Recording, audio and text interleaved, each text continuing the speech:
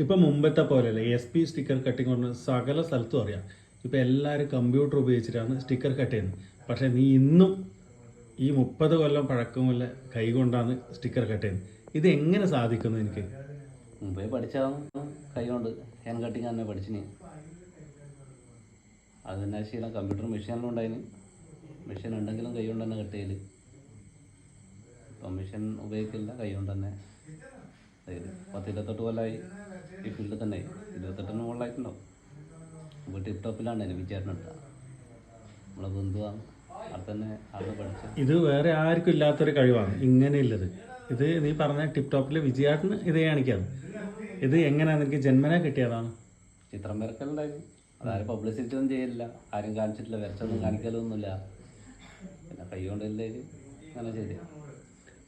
ഒരുപാട് കലാകാരന്മാരെ നമ്മുടെ നാട്ടിൽ അറിയാൻ ഇനിയും ബാക്കിയുണ്ടല്ലേ ശരിക്കും? ഒരുപാട്